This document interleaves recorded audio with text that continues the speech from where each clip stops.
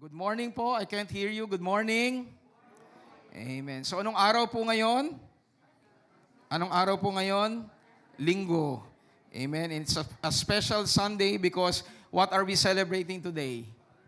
Father's Day. Hindi po dahil father po ako, kung hindi po dahil po Father's Day. Amen. Hallelujah.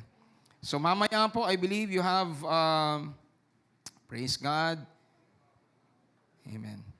You have installed activities. Pag Mother's Day po, hallelujah, ang mga father po gumagastos. Pag Father's Day, sino po gumagastos? Father pa rin. Hallelujah. Praise God.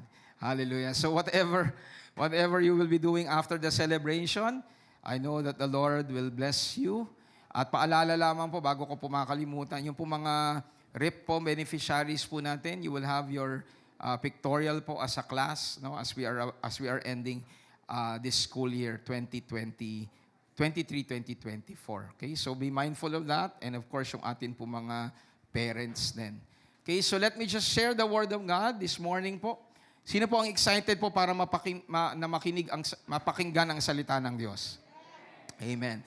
So I would like to present or share with you part 3 of the lesson entitled The Best from the Eternally Self-Sufficient One. Sabi nga po natin, the best God has prepared for me in Christ Jesus. Amen po. At sa araw pong ito, let us proceed directly to the Word. Sa John chapter 1, verses 1 to 4. In the beginning was the Word, and the Word was with God, and the Word was God. He was in the beginning with God. All things were made through Him. And without Him, nothing was made that was made. In Him was life, and the life was the light of men. Let us pause for a while and let us pray. Father, we give you glory and we give you praise for this wonderful morning that you have given to us. We thank you so much, Lord God, for meeting us, for allowing us, Lord God, to come to you, Lord God, in adoration and worship. And today, Lord God, as we receive your word, we will not receive simply a lesson, but we will receive very life, because your word is life. So allow your people to understand, maintindihan namin ang ganap, ang mga mensahe po, ang salita po ninyo, at dalangin po namin na sa pamamagitan ng inyong grasya ay haluan po namin ng pananampalataya ang bawat isang aming mapapakinggan at matututunan upang ito po ay mamunga sa aming buhay. Because this is your desire, that we bear fruit. And fruitfulness we know, stemming out of love as we receive your word this morning. We just bring back to you all the glory and all the praises. In Jesus Christ's name we all pray, and everyone declares, Amen and Amen. Once again, the best clap offering of praise to the Lord. Okay, so ito po ay ang atin pong main text, no, as we have covered the lesson or the message, and yung atin pong acronym, no, that in Christ Jesus, we can always expect from our eternally self-sufficient God the best. So let us not expect anything lesser than the best. Ang nais ng Panginoon ay maranasan natin ang pinaka-mainam.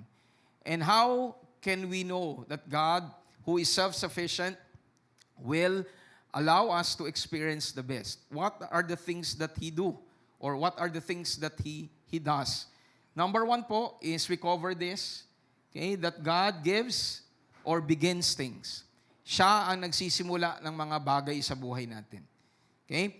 Last week we covered that God also ends things.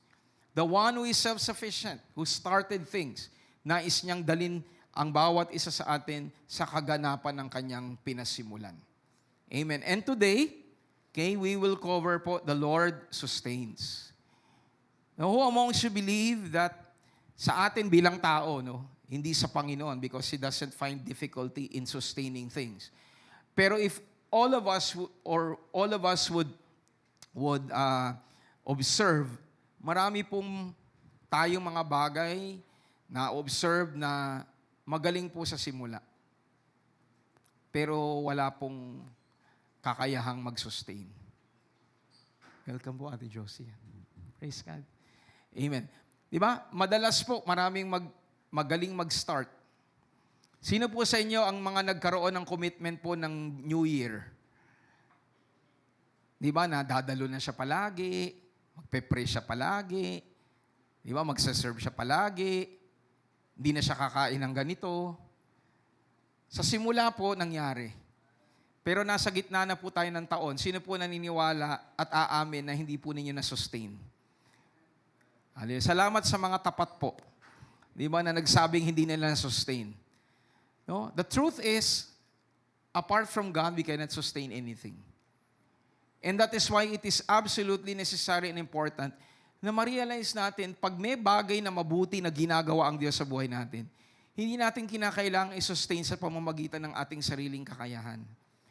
If it is something that the Lord started, if it is something that is according to the will of God, He will give the grace for us to be sustained with it. Can I hear an amen? So there is no reason for anyone not to continue until the end. Diba? At ngayong araw na ito, I pray that we will realize that God, our Father, is able to sustain you. He is able to sustain me. Can you hear an amen? And next week po, we will cover po transcends. So, can we say to our seatmate, God sustains us? What I have realized, mga kapatid, ang lahat ng kailangan natin sa buhay, sa Diyos manggagaling. Last week po, na-realize ko po, it's not something na last week ko lang na-realize, no? But it's a reminder coming from God that everything that we need in life, not just to survive but to thrive, is from God. Everything is from Him. Yung kinakain mo, kung wala tayong pwedeng kaining edible, how would you live? Kung wala po tayong air, di ba, na malinis, how can you survive? So it goes back to the very core of the heart of God, that His desire is to sustain us. Can I hear an amen? Think about the things that you need. Isipin po niyo yun, hangin, pagkain, tubig, liwanag. Kanino po lahat galing yan? Kay Lord. So when we realize that even the things that are temporal and material, sa Diyos galing, our response should be, Lord, I cannot live without you. That you should be the center of my life. Sadly po, minsan nagiging center ng buhay natin yung kinakain natin. Nagiging sentro ng buhay natin yung atin pong mga nararanasan dito sa mundo. Ang katotohanan, lahat ng bagay na yon, kung yun ay mabuti, kanino galing? Kay Lord. So it is a reminder to every one of us today that God as our Father sustains us. The one who is eternally self-sufficient is able to sustain you. You cannot live without God. Because you cannot live without His creation. You cannot live without water. You cannot live without food. You cannot live without air. Meron po bang mabubuhay po? Wala na, lahat ng binanggit ko, wala? Meron po ba? Wala. Wala. So if we are able to understand that nothing in this world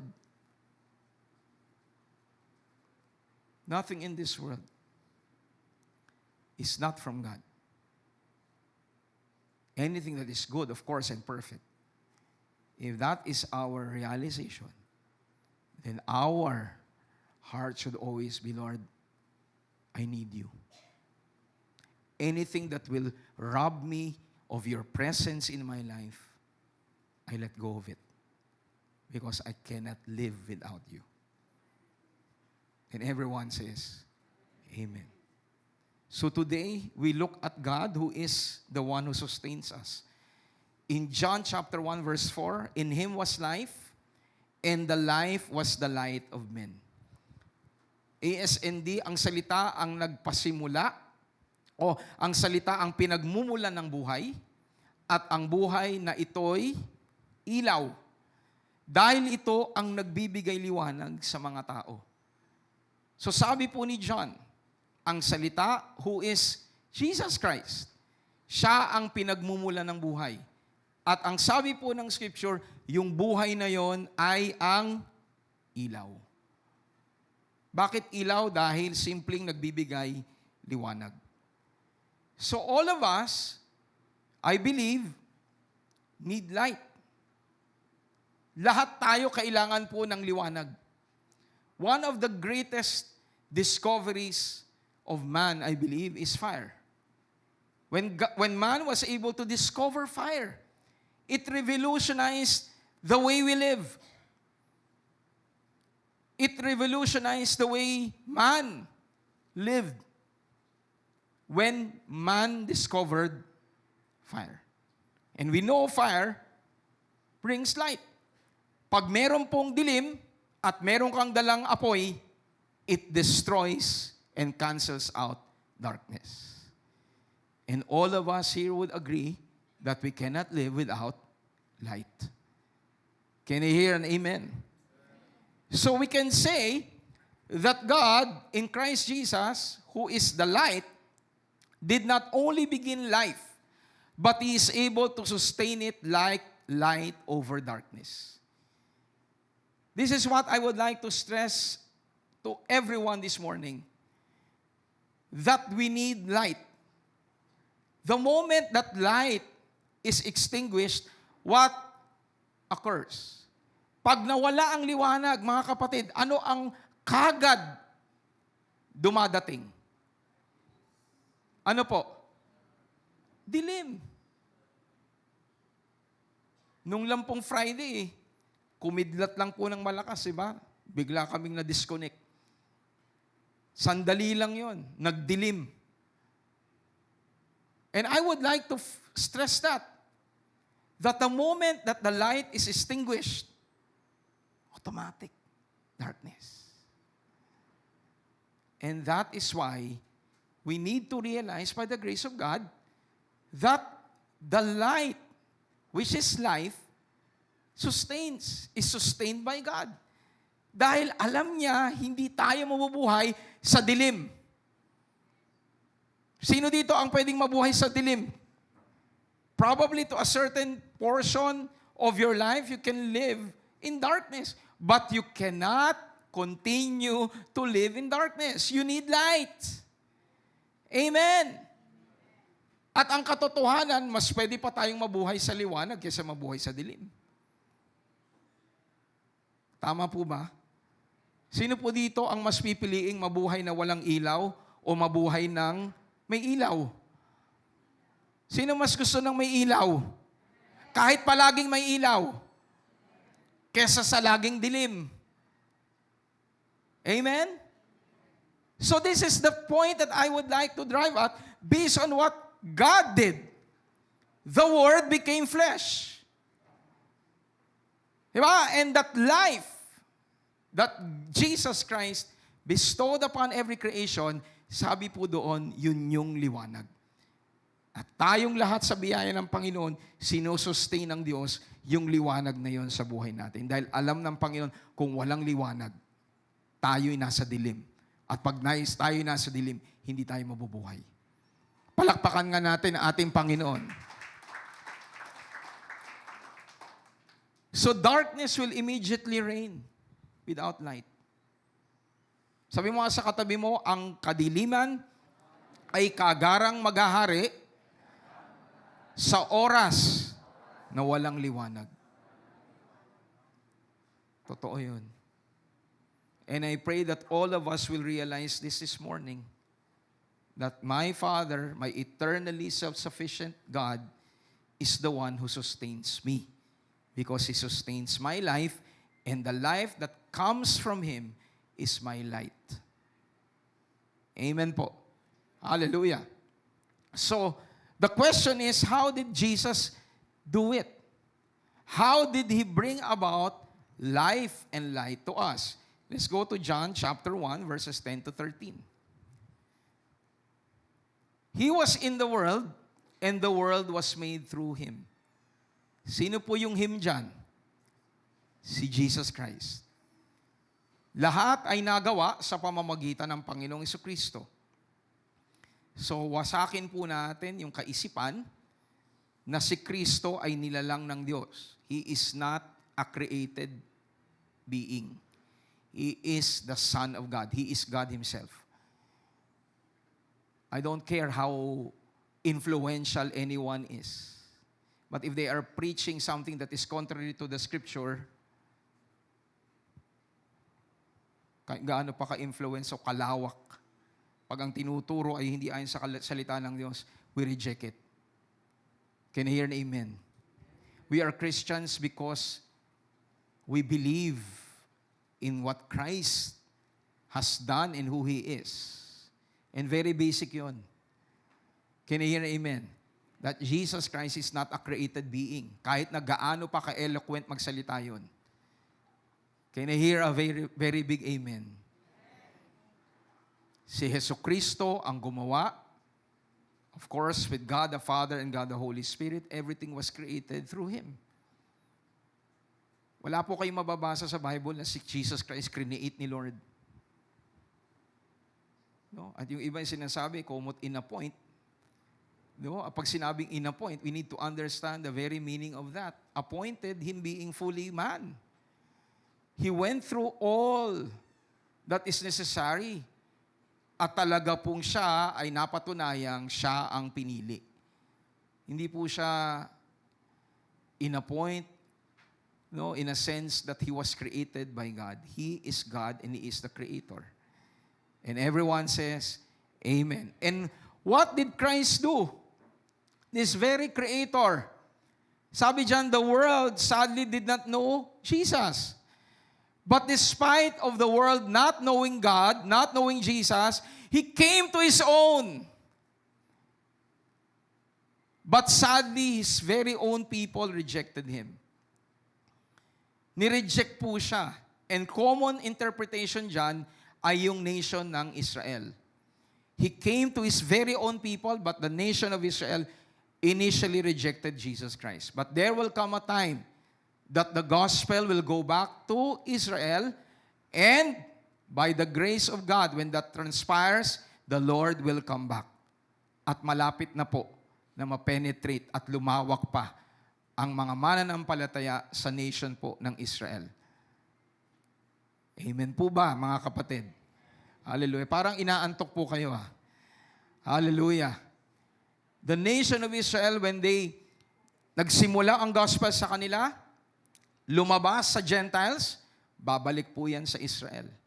At pag bumalik na yan sa grace ni Lord, the Lord will come. The Lord will return. At sa mga excited na bumalik ang Panginoon, palakpakan po natin ang ating Diyos. Hallelujah. Totoo pong excited kayo? Totoo pong excited kayo? Hindi po kayo nadala dahil pumapalakpak lang yung katabi nyo? Hallelujah. May mga ibang ganun, di ba? Pumalakpak ka na rin. Diba kasi pumapalakpak ang katabi mo. The Lord knows our heart.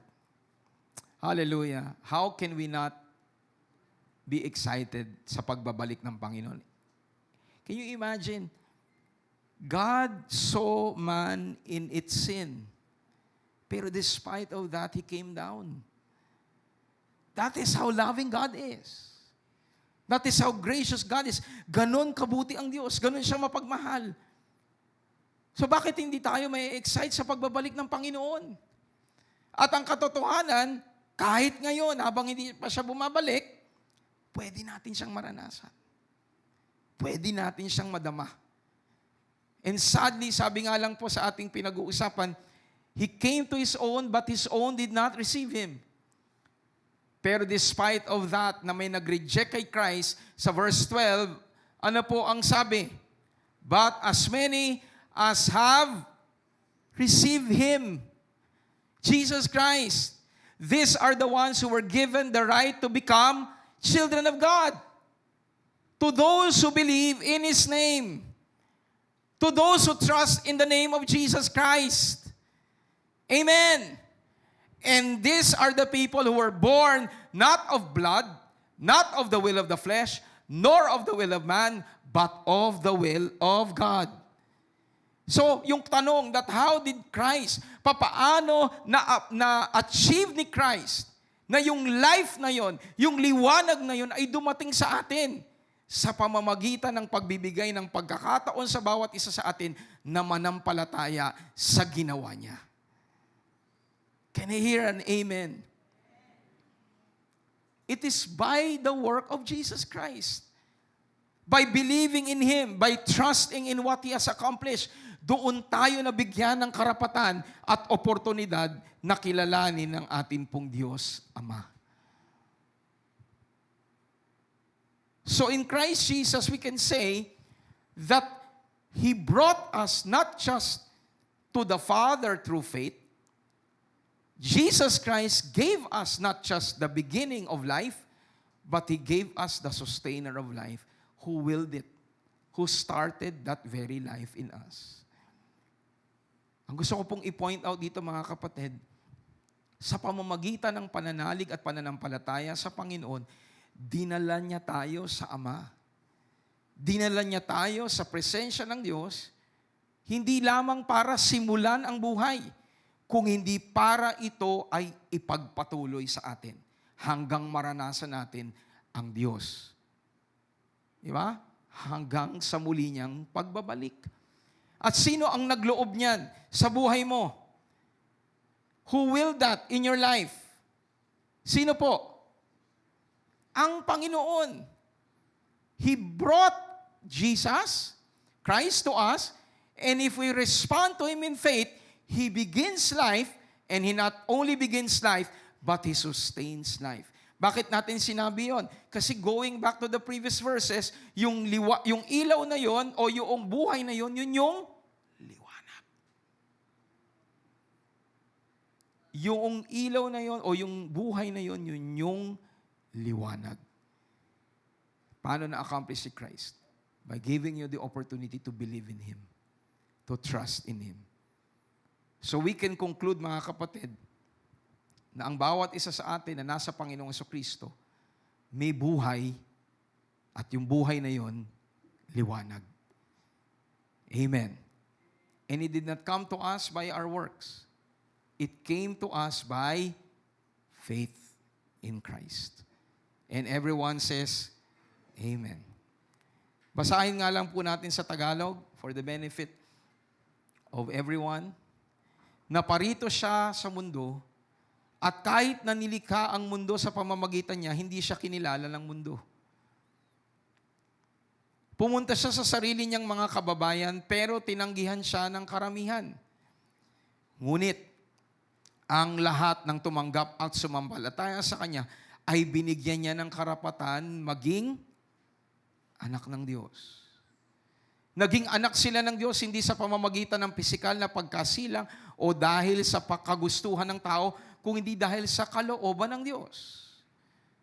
So muli po mga kapatid, kaya tayo may buhay, kaya ka may buhay at may liwanag dahil niloob ng Diyos. Natanggapin mo yung buhay na yon. Can I hear an amen? So ang tanong, kung kalooban ng Panginoon yung buhay na yon na sinimulan niya sa'yo, sino magsusustain nun? Sino po ang magsusustain? Si Lord din. Hindi kagaya ng tao. Sabi ko nga po kanina, marami tayong mga pagkakataon sinisimulan, pero hindi natin tinatapos. Pero ang Diyos sa Kanyang kabutihan, sinimulan niya ang buhay sa atin, tatapusin niya hanggang maranatin natin siya sa Kanyang muling pagbabalik. At pag bumalik siya, yun lang naman po ay simula pa rin ng buhay na kapiling natin ang Panginoon magpasawalang hanggan. Because what God has started, He is faithful to sustain it until the end. And everyone declares, Amen and Amen. Can we give the Lord a clap offering of praise? Hallelujah. And I would like to relate this. Yung life na to,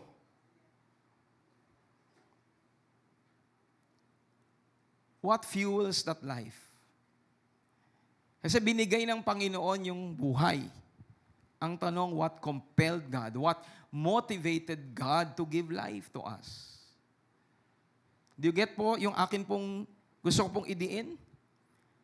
Walang pagdududa, ang buhay ay galing sa Diyos. At yung buhay na yon, yung liwanag. Ang tanong ngayon, anong rason? Bakit ibinigay ng Diyos yung buhay nun? Dahil pag natuklasan natin ang rason kung bakit may buhay na ibinigay at yun ang liwanag, yun din ang magiging pundasyon natin na alam natin na hindi i-withdraw ni Lord yung buhay at liwanag hanggat sa biyaya ng Diyos sa puso natin, nagpapatuloy tayo sa biyaya niya. Nasusundan niyo po ba yung gusto ko pong i-point? That is what God wants us to understand. Bakit tayo may katiyakan na ang buhay ay mananatili sa atin? At yung buhay na yun ay liwanag. So I would like to use Revelation chapter 2, 2-5 na kinover natin dun po sa mga nag-attend ng camp.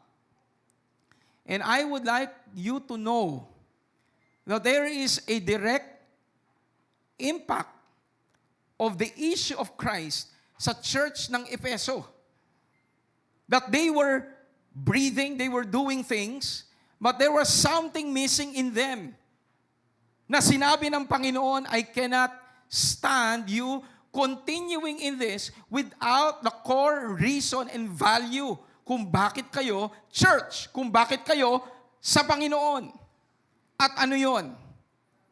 Ano yung sentro ng mensahe sa mga umaten po ng camp at umaten po last Sunday? Ano ang issue sa church ng Efeso? They lost their first love.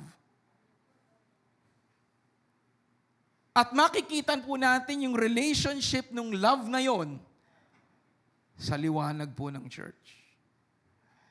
Tingnan natin, I know your works, your labor, your patience, and that you cannot bear those who are evil. You have tested those who say they are apostles, and they are not, and have found them liars. And you have persevered and have patience, and have labored for my name's sake, and have not become weary. Nevertheless, I have this against you. You have left your first love. Remember therefore, sabi ng Panginoon, from where you have fallen, repent, do the first works, or else I will come to you. What is the result? Sabi po ng Panginoon, I will come to you quickly and remove what? Remove what? Your lampstand. At pag narinig natin yung salitang lampstand, ano po ang unang-unang papasok sa isip natin? Ilaw.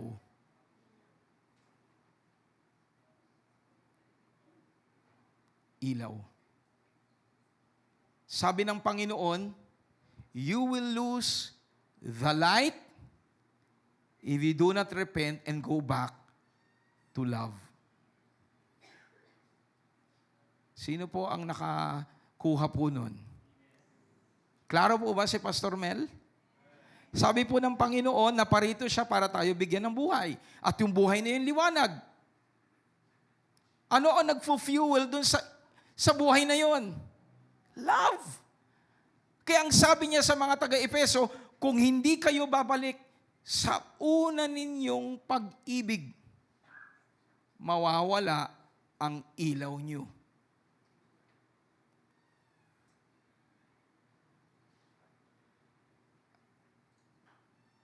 The reason why we will continue to be on fire is because we understand love. Can I hear an amen? Basahin nga natin sa Tagalog. Doon na lang po tayo sa verse. Sige, basahin na natin kasi napaka-commendable itong mga taga-Efeso eh. Alam ko ang mga ginagawa nyo, pati ang inyong mga pagsisikap at pagtatyaga. Alam ko rin na hindi ninyo kinukonsinti ang masasamang tao. Sinisiyasat ninyo ang mga nagpapanggap na apostol at napatunayan ninyong mga sinungaling.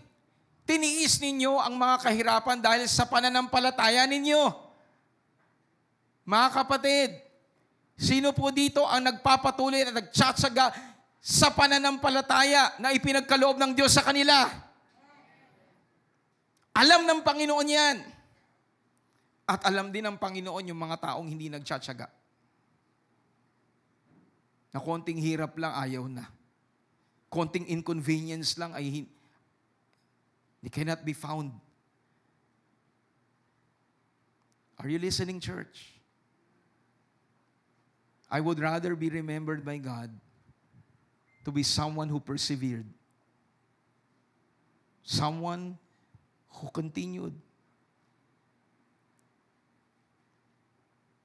Because at the end of the day, the effort, the life, the energy, the patience, it's all because of the love of God. I will not dare live my life, continue with this life, without God's love. Because I firmly believe na ang reason kaya ako nandito at kaya lahat tayo nandito dahil sa pag-ibig ng Diyos. Palakpakan ho natin ang Panginoon. Kaya ini-encourage sila ng Diyos, ang mga taga-Efeso, by telling them, alam ko ang lahat ng paghihirap niyo. Pero anong sabi ng Panginoon, despite na alam ko na naghihirap kayo, sabi dyan sa verse 4, ngunit ito ang ayaw ko sa inyo. Ang inyong pag-ibig sa akin ngayon ay hindi na tulad ng dati. Hallelujah. Alam niyo po ba yung awit ni Gary V? Gaya ng dati. Kala ng mga ibang mga nanliligaw, di ba? Mag-asawa, di mo na ako mahal. Gaya ng dati. Tapos nagtaka sila, bakit doon sa dulo mayroong Panginoon? Di ba? Na-realize hindi pala love song yun sa tao. Love song pa lang yun sa Lord. And I believe the motivation of the author ba tawag, the composer, is this. You have lost your first love. At ang tanong, may solusyon po ba? May solusyon pa po ba sa mga nakalimot sa pag-ibig ng Diyos sa kanilang buhay? May solusyon po ba? Meron! Ano yung solusyon sa verse 5? Alalahanin ninyo kung gaano kayo, verse 5.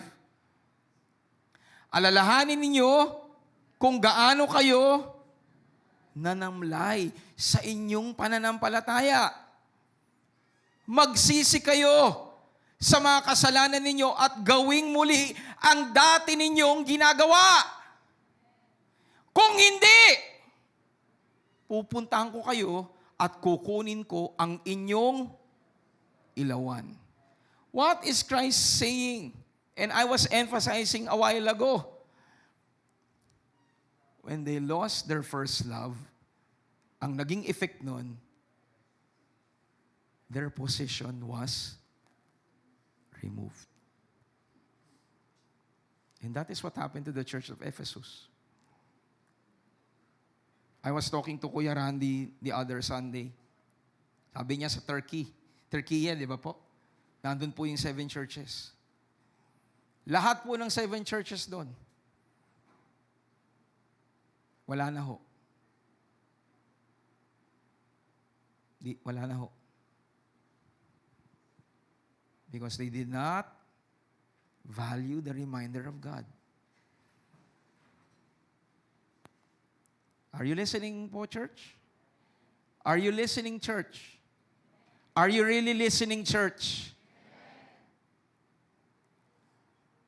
If you lose your love, that will be the entrance of eventually you will lose your possession. I don't know how deep you are already in God. The moment that you fail in love, and you will go on with that, you will be removed. You will no longer be the same.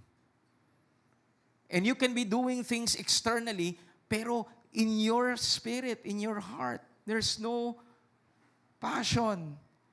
It's really mere obligation. Obligation to a certain degree can sustain you, but it cannot sustain you for a long time. Amen po. Do you agree with me? At ang tanong ngayon, mga kapatid, is that, can we be sustained with that love? Can we be sustained with that love?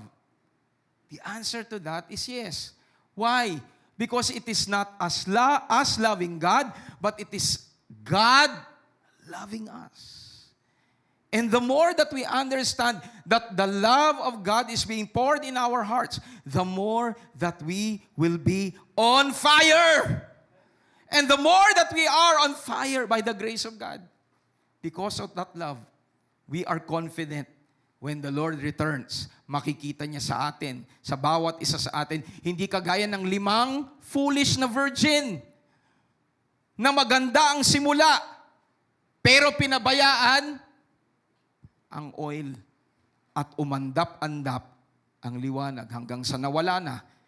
Pero yung matalinong 5 virgins who welcome the bride and the bridegroom, sa kabila na nag-delay, because they understand that their fire should be ready always, nang bumalik ang Panginoon, sila ang binigyan ng pagkakataong i-welcome si Lord.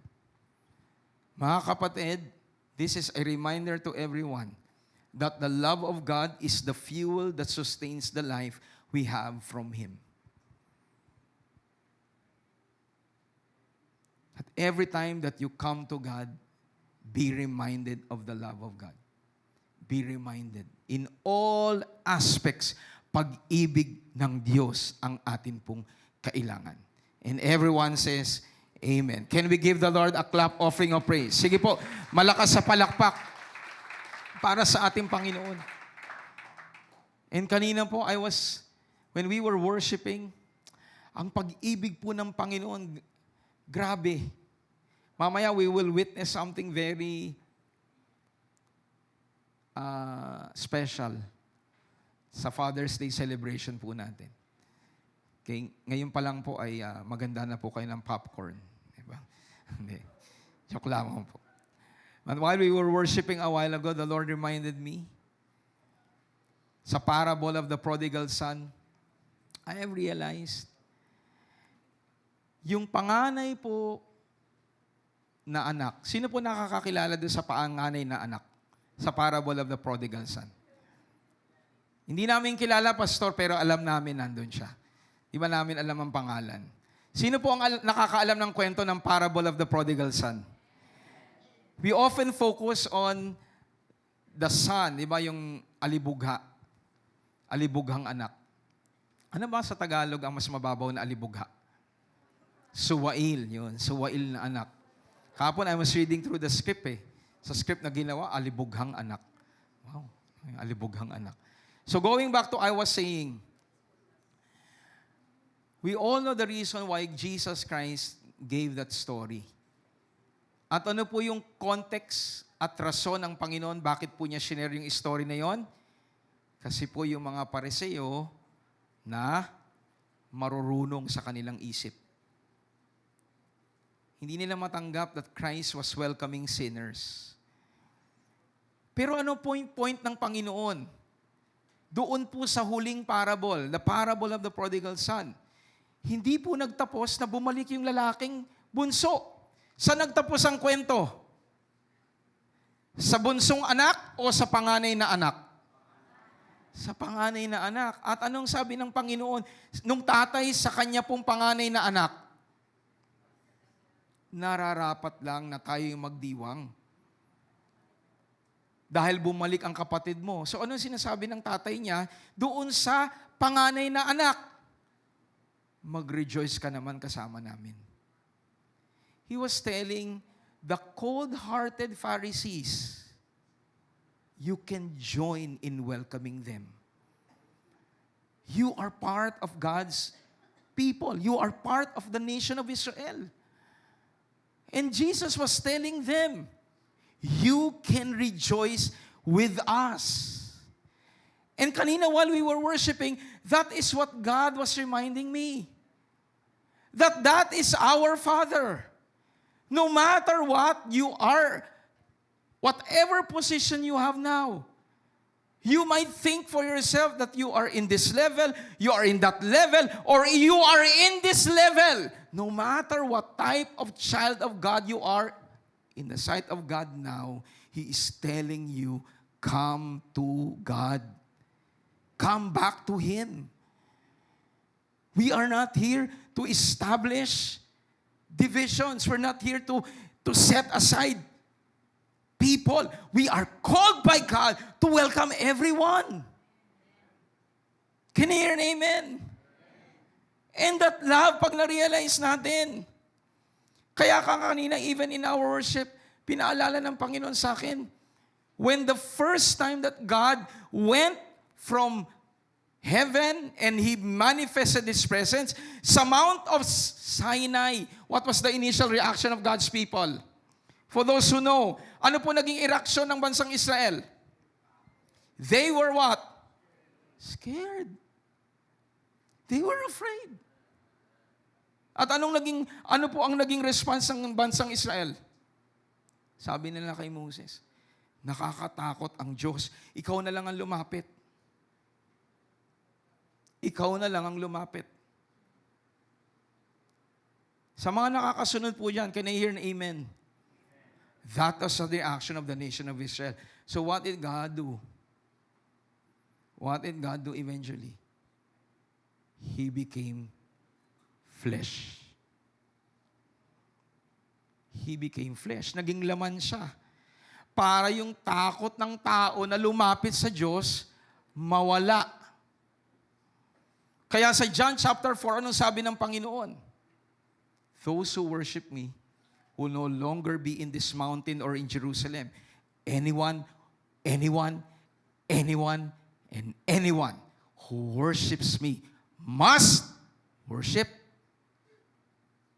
in spirit and in truth. If you know God as a loving God, if you know God as a loving Father, if you believe that He accepts you, as you trust His perfect work sa buhay mo, nothing will hinder you in coming to Him. Can you hear an amen? The love of God is what sustains you and me. Can we give the Lord a clap offering of praise? Sige po, malakas sa palakpak para sa Panginoon. Kaya sabi mo sa katabi mo, huwag kang matakot.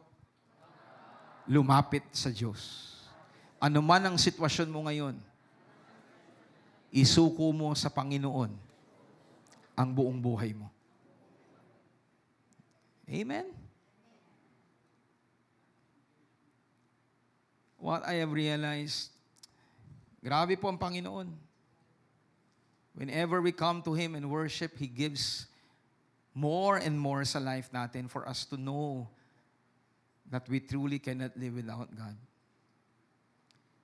At I would like to encourage even those that are here, you're new in faith, you're new in Christ, do not be intimidated. Continue to come to God. Continue to draw Him to Him. Kagaya po ni Jeremy. Si Jeremy. Sa labas. Ilan ang anak po? 2 ka anak niya, di ba? Yung panganay na anak, may nagagawa na hindi kaya ng bunsong anak. Tama ba? Maris, tama, di ba? Pero all of us would agree na yung 2 bata, they are equal in the sight of the parents. Si Jared na lang at saka si Riley. May magagawa si Riley, may magagawa si Jared na hindi kayang gawin ni Riley. Pero when you ask Jen and Ramil, both of them are equal. Probably to a certain level, si Jared ay mas mature. Tama ba, Jared, mas mature? Parang hindi nag-oo si Jared. Do you get the point of Pastor Mel? Both of them are welcomed by the same parents who love them. The same thing with God. And this is a perfect reminder for everyone as we celebrate Father's Day. No matter what you are now, whatever you're going through right now, as long as you are willing to come to God, to the Father, He will welcome you. And whatever dirt you have, as long as you are willing to lay it down. Nung bumalik po yung batang anak, sabi niya sa ama niya, hindi na ako karapat-dapat. Pero ano ginawa ng ama? Pinaalala sa kanya na walang nagbago. Your rights remain. Your rights remain. Pero hindi mangyayari yun kung hindi niya sinurrender yung buhay niya ng nasa gitna ng babuyan. He needed to give up that life. Today, we come to God with all sincerity, with all faith, with all adoration to God who never changes. That whatever you're going through right now, as long as you're willing to lay down your life to God and let go of all the dirt, God will respond to you in grace. That's who our God is. And with that, can we give the Lord a clap offering of praise? Sige po, malakas sa palakpak para sa ating Panginoon. So, I would like to caution everyone that what causes people to drift away from their position in God is their lack of God's love. Lately po, ito po yung ni-stir up ng Panginoon sa akin. You will be at times amazed of the life of people. Sometimes, in leadership, sometimes have been deep. Minsan mga known, di ba, servants, even composers ng Christian music, mamamangha ka at hindi dahil lumalim sila kay Lord, mamamangha ka dahil tinalikuran nila.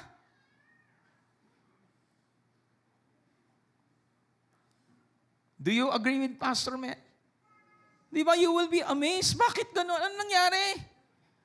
Bakit si sister? Bakit si brother? Ano nangyari? And alam niyo po, yung lesson ni Lord sa sa Revelation sa Church of Ephesus is the answer. The answer of why people lose their position. It's because of the love. Externally, you might be seeing things being done, but that can only be to a certain time. Pag wala po ang pag-ibig doon, yung tao na mismo makikita niya sarili niya, lalayo. Dahil walang love. Are you listening po? So can you say to your neighbor, you need the love of God. Because it is your life. And everyone says, Amen. And what I have realized po as I was preparing this message, the lack of God's love, pag sinabing lack, it's not simply lacking in terms of quantity. Because all of us agree, the Lord already proved His love for you. Wala na siyang pwedeng ibigay pa sa'yo. Wala na siyang pwedeng ibigay sa akin dahil ibinigay niya na si Kristo. Can I hear an amen? So if you're looking for another reason or another action of God to prove to you na mahal ka niya, you will no longer find any. Because ibinigay niya na yung best. At sino ang best? Si Jesus. So what I have realized sa grace ng Panginoon as I was preparing this message is lack is not simply the lack of quantity, but the effectiveness of it. Yung effectiveness ng kung ano yung meron ka. And the Lord reminded me of this very powerful friend of ours, sa ating katawan that regulates sugar. Hallelujah, pumunta naman tayo sa medical science, Pastor. Let the Lord teach us. And what is being released by the body po to regulate sugar? Insulin. Sabi nga natin, insulin. Ang katawan natin, when you induce sugar, the pancreas releases insulin. Sa una po, the amount of sugar that you consume, kaya pa ng insulin mo na i-control. Kaya pa niya. So the more you take in more sugar, your pancreas has to release more what? Insulin. Para hindi mag-oversupply ang sugar sa katawan mo and it will not be healthy. Pero there will come a time, mga kapatid, that the insulin, produce yung pancreas mo ng insulin, pero hindi niya na siya effective. Nagiging ng tinatawag na insulin resistant na yung katawan mo, na sobrang sanay ka na doon, it no longer affects you. And that is what God is teaching us regarding the love of God. God has been constantly pouring out His love for you, for me, showing ways na dahil sa ginawa ng Panginoon, every day you have food to eat, every day you have air to breathe, every day God protects you from harm, every day when your family needs healing, He supplies. But there will come a time, if you will not be sensitive, those things no longer become effective in you. It's not because nagkulang na ang Diyos, kung hindi na nagiging effective ang pag-ibig ng Diyos sa buhay mo dahil binabaliwala mo. Who are you listening to this analogy? You always hear God loves me. You always hear God loves me. You always hear God loves me. Pero what is the effect in your life?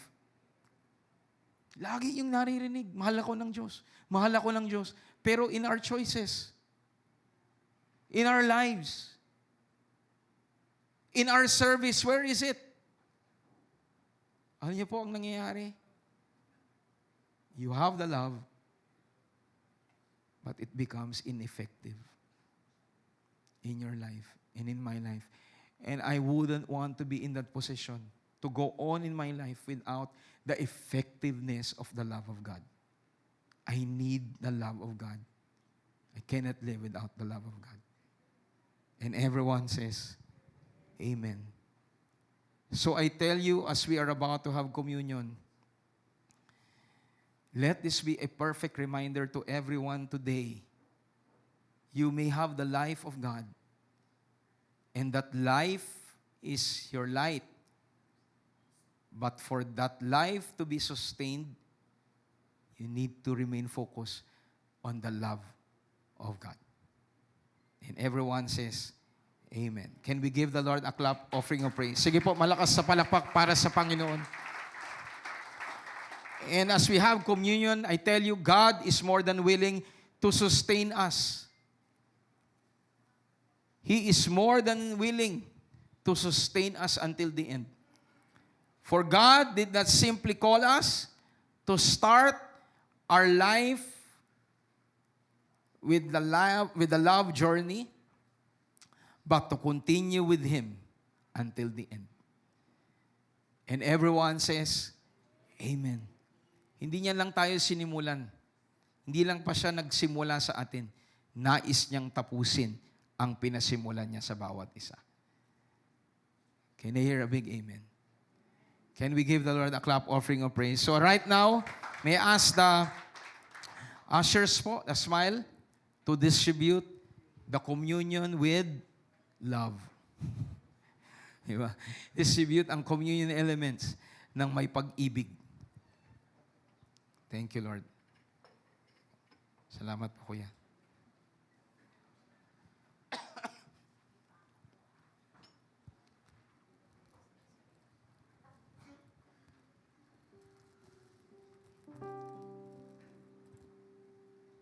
Thank you, Lord. Thank you, Father. As we are about to eat the elements of communion, let us be reminded of God's love for us. May the first part of the message remind us that it is the love of God that fuels us. At kaya tayo'y makakapanampalataya, makakapanalig sa grasya ng Panginoon na tayo ay pinagaling niya sa ating mga karamdaman because Jesus gave His life. He gave His own body so that you and I can be healed from the crown of our head to the soles of our feet. At this point, let us feel God's presence and acknowledge that in Him, we have life. Let us pray. Father, we give you glory and we give you praise this morning. We thank you for this wonderful morning that you have given to us, that we are reminded, God, that you are our sustainer, that without you, we are nothing. But you have started life in us. And that life, Lord God, is sustained by you, and it is through your love. So as we eat, may your people walk in the fullness of what you have done for everyone, that we are free from any sickness and any disease. In Jesus Christ's name, amen. Let's all partake in faith.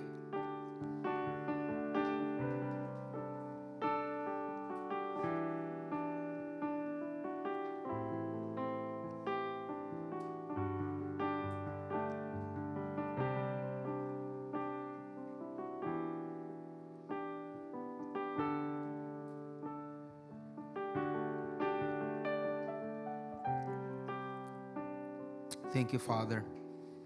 As we partake from the cup, we are reminded of the blood of Jesus, that through you, we have been cleansed.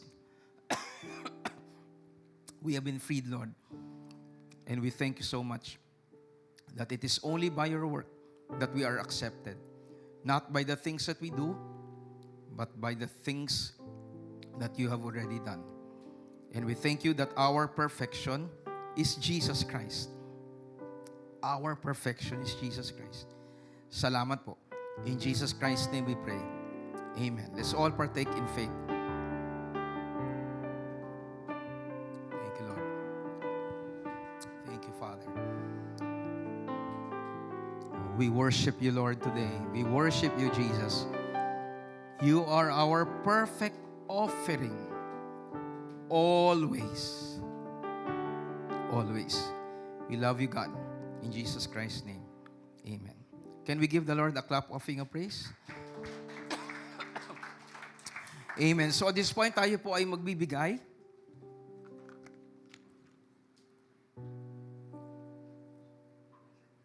And being third Sunday, ang ating pong inaalaala ay ang gawa po ng evangelism.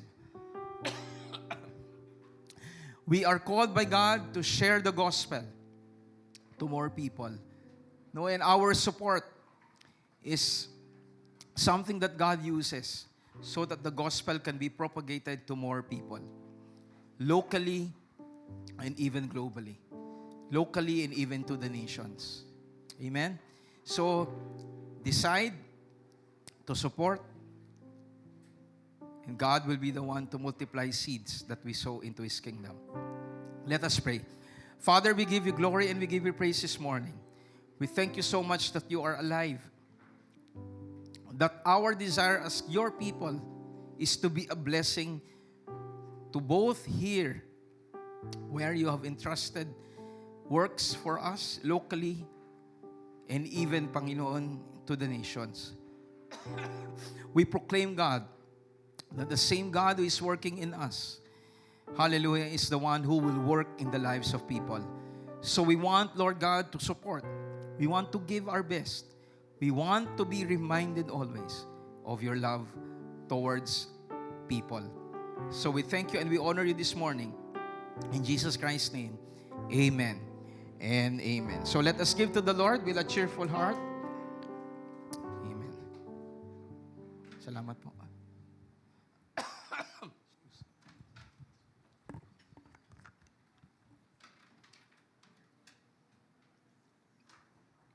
So paalala lang po sa atin, after po the celebration, tuloy-tuloy na po tayo, 'di ba? Na celebrate po, give honor to our earthly fathers, and at the same time, by doing so, we are acknowledging that God is the greatest Father of all. Amen po. Hallelujah. So, yung nakita po ninyo sa screen, hallelujah, would like to acknowledge po yung pong Team Creatives. Praise God. Puro yung nasa online, may mga necktie doon. Okay. So, sa grupo ni na Mitzi, palakpakan naman po natin ang Panginoon sa buhay po nila. Salamat, Mitzi, sa effort. And of course, the team who worked with you, I think si Miko Luyata, di ba? Saka si Deacon Cesar. Meron pa ba? Wala na. Okay, so sila pong tatlo, no? The three. ang gumawa po. So, ang ganda po ng stage. Pag Mother's Day, maganda po. Father's Day, maganda din po. No? So, mamaya po ay 100 lang po ang isang necktie dyan. Joke lang po. Joke lang po. Napakaganda po. Very creative. No, displaying God's goodness. Amen. So let's now go to the next part. Sino po ang excited sa pangalawang part? Hallelujah. Parang hindi kayo excited po Okay, we are excited. So, sabi natin kanina, it is the Lord who sustains us. Sabi nga natin, sa ating katabi, the Lord sustains us. So, I would like to draw your attention dito po sa Luke chapter 12, and I would like to use this as an encouragement to everyone that even in the practical things of life, the Lord will sustain. So let's go to Luke chapter 12, 29 to 32, and do not seek what you should eat or what you should drink, nor have an anxious mind. For all these things the nations of the world seek after, and your Father knows that you need them, or you need these things. Verse 31, but seek the kingdom of God, and all these things shall be added to you. Do not fear, little flock, for it is your Father's good pleasure to give you the kingdom. Most of us are familiar with Matthew 6. Diba? Yung pong 33, but seek first the kingdom of God and His righteousness, and all things shall be added to you. Sinabi yun ng Panginoon, after po niyang i-declare yung katotohanan that you cannot serve two masters. You cannot serve money and God. Diba? You will definitely hate another. There will always be greater than one. Kaya ang sabi ng Panginoon, you cannot serve two lords. You cannot serve two masters. Okay, of course, Jesus is not saying that you go and serve money. What He is emphasizing is you cannot serve both money and Lord.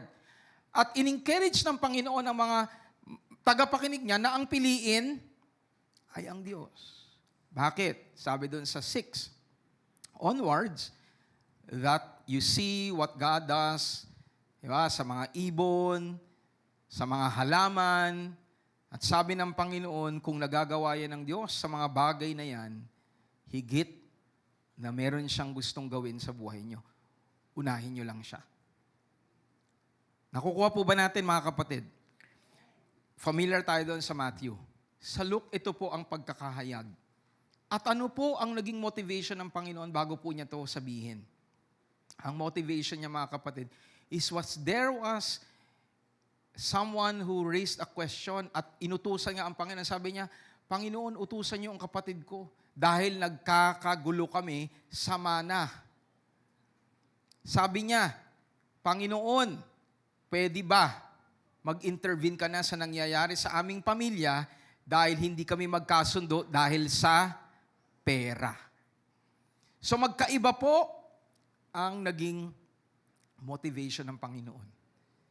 So ito pong konteksto ng ating pinag-uusapan, klarong-klaro that it is about material things. Sino po nakakasunod? So ang naging encouragement ng Panginoon sa verse 29, huwag ninyong hanapin ang kakainin nyo. Huwag kayong maging focus sa iinumin ninyo. Basahin natin sa Tagalog. Kaya huwag kayong mag-alala kung ano ang kakainin o iinumin ninyo. Ang mga bagay na ito ang pinapahalagahan ng mga tao sa mundo na hindi kumikilala sa Diyos. Tanong, sino po dito ang hindi kumikilala sa Panginoon? Positive question, Pastor. Sino ang kumikilala sa Diyos? Raise your hand. So if we are giving value to God, ang utos ng Panginoon and kanyang admonition sa bawat isa, wag tayong mag-alala sa ating kakainin o iinumin. At ang sabi ng Panginoon, ngunit, alam ninyo, o sinasabi ko sa inyo na alam na ng Ama ninyo na nasa langit na kailangan nyo ang mga bagay na to. Alam na po yan ng ating Diyos Ama. Bago pa man tayo magkaroon ng pangangailangan, nauna na siya. Can I hear an amen? Parents are the primary ones responsible for the needs of their children. Can I hear an amen? So kaya ang sabi ng Panginoon, ang Ama ninyo, ang Diyos ninyo, na Ama ninyo, nakakaalam.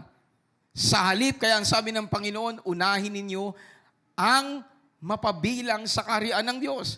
At pati ang mga pangangailangan nyo ay ibibigay niya.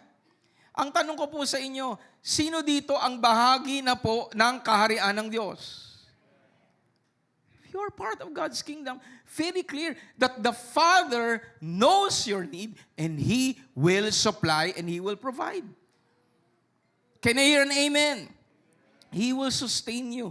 And titignan natin mamaya, na alam ko namang alam nyo na ang Panginoon nagsusustain sa creation. So if God is able to sustain the birds, He is able to sustain the flowers, He is able to sustain you and me.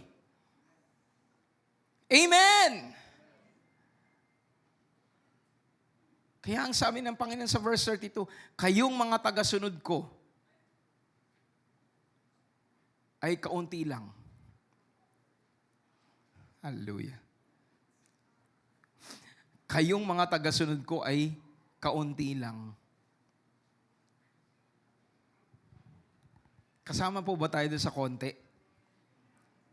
Tanong mo nga yung katabi mo, kasama ka ba doon sa konti? Ano po ang sagot niya? Kasama ba siya sa konti? Kaya sa Panginoon, hindi po umuubra yung majority wins. Hindi common po mas marami, mas mabuti. Hindi po. Sa Panginoon, alam niya. Ang grasya ng Panginoon, lahat binibigyan niya ng pagkakataon, pero ang nakalulungkot na katotohanan, kakaunti ang nagre-respond. At salamat sa Panginoon na isa, ikaw at ako sa mga kokonti. Kaya huwag tayong magpapadala sa marami. Dahil pagdating sa harapan ng Panginoon, hindi siya nakatingin sa dami. Nakatingin siya sa mga pusong tunay na nananalig at nananampalataya sa Kanya. At ang tanong, sino po ang tunay na nananalig sa Kanya? Binabanggit ito ng Panginoon, hindi nag-aalala sa kakainin. Hindi nag-aalala sa sustenance ng buhay. Ang priority ay ang kaharian ng Diyos. And everyone says, Amen. Palakpakan ho natin ang ating Panginoon. Kaya ang sabi niya, ngunit, huwag kayong matakot dahil ipinagkaloob ng inyong Ama na maghari kayong kasama niya. And everyone says, Amen. Sabi ng Panginoon sa English, of course, hindi siya nagsalita ng English. Amen. So verse 32, do not fear, little flock, for it is your Father's good pleasure to give you the kingdom. Napakaganda pong isipin, sabi ng Panginoon, ang kaparaanan para maranasan ninyo ang lahat ng biyaya ng Panginoon at pagdadagdag niya is maging kabahagi kayo ng kaharian ng Diyos. At sinabi naman ng Panginoon, huwag kayong mag-alala kasi gusto din niyang namang ibigay sa inyo yung kingdom. Sino po nakasunod nun? Sabi ng Panginoon, ang susi sa lahat ng biyaya ko, ang susi ay ang kaharian ko. So yung mga nakikinig siguro doon, paano namin mararanasan yung kaharian mo? Kaya anong sabi ng Panginoon? Huwag kayong relax lang kayo. Do not fear. Because God is willing to give you the key to the kingdom of God. And who is the key? Jesus Christ. He is the key to the kingdom of God. Can I hear an amen? One thing that we can learn from here is that God, our Father, who knows all our needs, He is the one who also guarantees the provision of life as we trust and seek Him. Sabi mo nga sa katabi mo, alam ng Diyos Ama ang lahat ng kapangangailangan mo. At siya din ang nagbibigay ng katiyakan na yung pangangailangan mo, ipagkakaloob niya habang nananampalataya ka at hinahanap siya. And everyone says, Amen. Can we give the Lord a clap offering of praise? So God, as mentioned last week, hindi lamang po siya transcendent. He is not just above things, but He is immanent or immanent. Naalala mo po ba natin ibig sabihin ng immanent? Immanent is, He is involved in our affairs. Gusto niyang maging kabahagi ng buhay natin. Can I hear an amen? So we need to trust and seek God. And these two things go hand in hand. Sabi nga natin, trusting God and seeking God go together. Hindi po basta nananampalataya ka ba sa Panginoon? Nagtitiwala ka ba sa Kanya? Yes. Pastor, nagtitiwala ko sa Panginoon. The question is, if you're trusting God, are you seeking Him? Tanungin po ninyo lahat ng nandyan sa labas.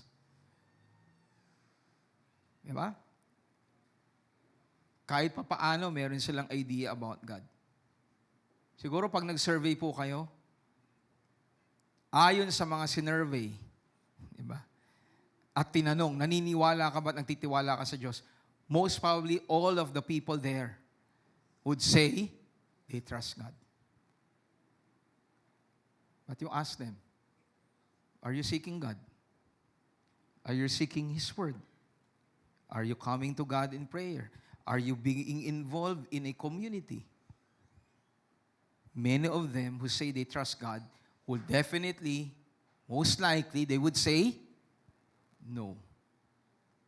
Trusting God and seeking God, they go hand in hand. If you trust God, you will seek God. If you're seeking God, then you trust God. And everyone says, Amen. So tanong mo yung katabi mo, are you seeking God? Nahanap mo ba siya? So today, let this be a reminder to everyone. At kung tayo naman ay nakakaunawa sa grasya ng Panginoon ng sang Diyos na gustong magbigay, wala pong hindi maghahanap sa Kanya. Pag ako po'y nag-announce na magpapasaboy po ako dito, di ba? Ng 1,000, nabalitaan nyo mula sa ground floor. Ano gagawin ninyo? Narinig ninyo, oh, si Pastor Mel nagpapasaboy ng 1,000, namimigay ng 1,000 doon. Ano gagawin nyo? Lalayo? Ano gagawin po ninyo? Yung totoo. Di ba? Ang totoo ano? Hallelujah, nakakuha na kayo, babalik pa kayo. Sigurado yun.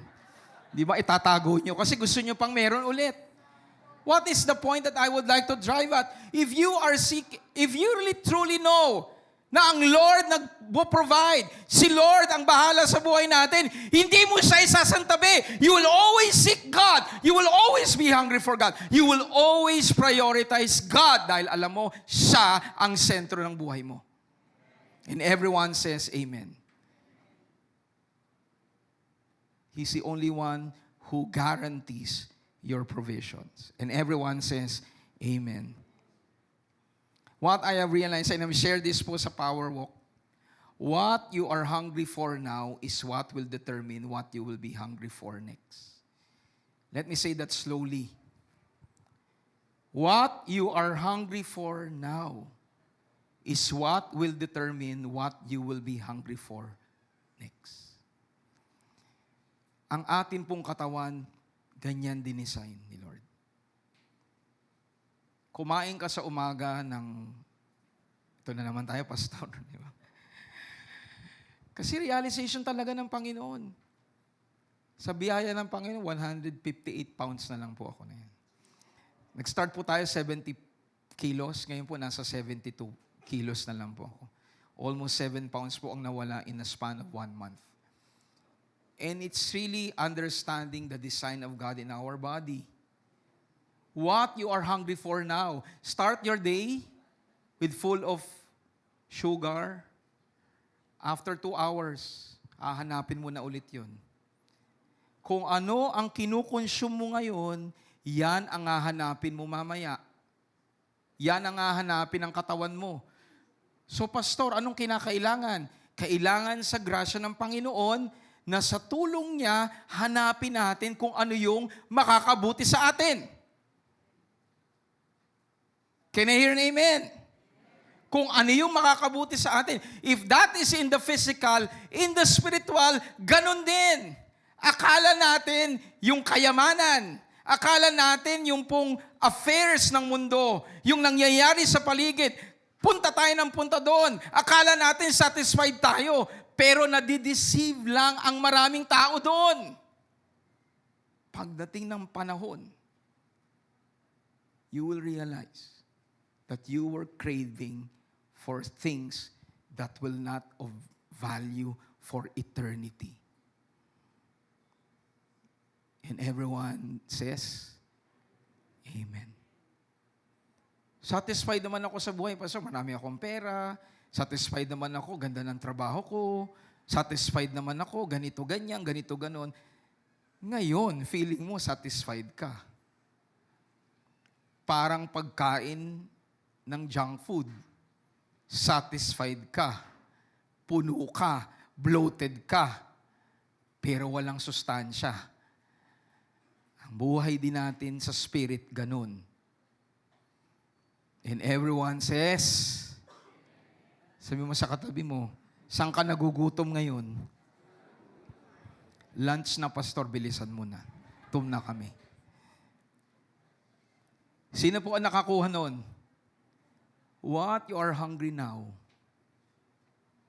you will be hungry for that also the next time around.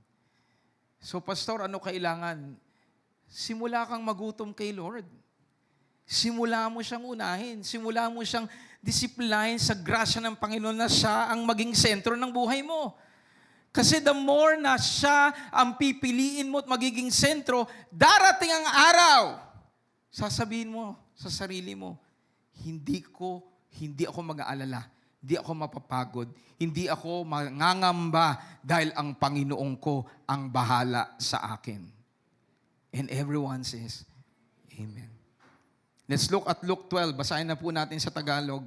22 to 28. Pagkatapos sinabi ni Jesus sa mga tagasunod niya, ito po yung mga talata bago po doon sa ating binasa. Kaya huwag kayong mag-alala tungkol sa inyong buhay, kung ano ang inyong kakainin o susuotin. Dahil kung binigyan kayo ng Diyos ng buhay, ano po sabi? Kung binigyan kayo ng Diyos ng buhay, siguradong bibigyan din niya kayo ng pagkain at isusuot. Sino po dito ang may buhay galing sa Diyos? I can't hear you. Sino dito ang may buhay galing sa Diyos? Klaro, mga kapatid. Klaro. Sino po nakakaintindi at nakakaunawa nito? Kung ang buhay ko galing sa Diyos, siya din ang magbibigay ng pagkain at susuotin ko. Amen. Tingnan ninyo nga ang mga uwak, hindi sila nagtatanim o nag-aani at nag-iipon sa mga bodega, pero pinapakain sila ng Diyos. Higit kayong mahalaga kaysa sa mga ibon. Sino sa inyo ang makakapagpahaba ng kanyang buhay ng kahit kaunti sa pamamagitan ng pag-aalala? Kaya kung hindi ninyo kayang gawin ang ganyang kaliit na bagay, bakit kayo nag-aalala tungkol sa iba pang bagay? Let me share something very important sa sinasabi dito ng Panginoon. Sabi niya, wala sino man sa atin ang makapagpapahaba ng buhay natin. Meron po ba? Kaya niyong pahabain ang buhay niyo?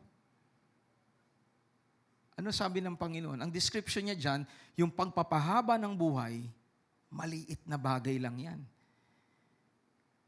Sabi ng Panginoon, yung maliit na bagay na yan, na pahabain ang buhay niyo kahit konti, hindi niyo kaya. So bakit kayo mag-aalala? Na nangangahulugan, the only one who can sustain our life is no other than God. Can I hear an amen?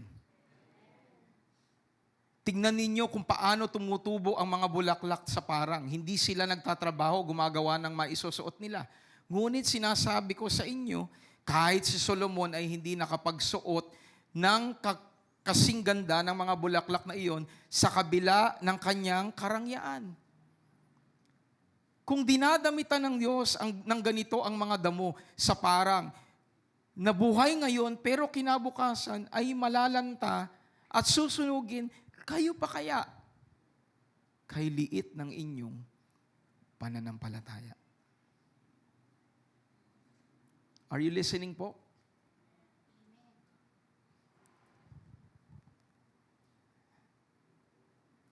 The encouragement of God to everyone this morning as our sustainer. Sabi ng Panginoon, ang reason kaya hinahanap ang kakainin, dadamitin, is pag-aalala. I've known this. I know you know this. Pero the reminder of God to everyone is anxiety is always looking to be fed. Sa Tagalog, ang pag-aalala, laging naghahanap yan ng makakain. Sabi mo nga sa katabi mo, ang pag-aalala, naghahanap ng makakain. So the encouragement of God based on what Christ is teaching the disciples, the followers of Christ, is instead of you feeding your anxiety, feed on God's promises, which He guarantees in Christ Jesus. Pag nag-alala ka, maghahanap yan ng kakainin. Naghahanap yan ng satisfaction hanggat hindi siya nakakatagpo na masasabi niya sa sarili niya na hindi ka na mag-aalala, dun lang yang hihinto. Can I hear an amen? Hanggat nag-aalala ka, you will always look for ways to solve that. Kaya ang sabi ng Panginoon, instead of you feeding your anxiety, feed on the promises of God. At garantiya na ang Panginoon hindi sasablay, hindi siya magkukulang, lagi siyang magpo-provide ng lahat ng ating pangangailangan. Can I hear an amen? So let's continue and I'm almost done. Let's go to what practical reminder of Christ is. After niyang sabihin to, sa verse 33, ano sabi ng Panginoon? Sell what you have and give alms. Provide yourselves money bags which do not grow old, a treasure in the heavens that does not fail, where no thief approaches nor moth destroys. For where your treasure is, there your heart will also be. So ano po ang conclusion ng Panginoon? Ano po ang kanya pong context for sharing this? May dalawa pong magkapatid na nagtatalo dahil sa pera, sa mana. Sabi ng Panginoon, you don't need to be concerned about money. Ang naging encourage nga ng Panginoon sa kanila, Sell what you have. Give to the poor. Give alms and help out. Instead of being greedy. At sabi ng Panginoon kasi kung nasa saan ang kayamanan mo, nando doon ang puso mo. Sabi mo nga sa katabi mo, kung nasa ang kayamanan mo, nando ang puso mo.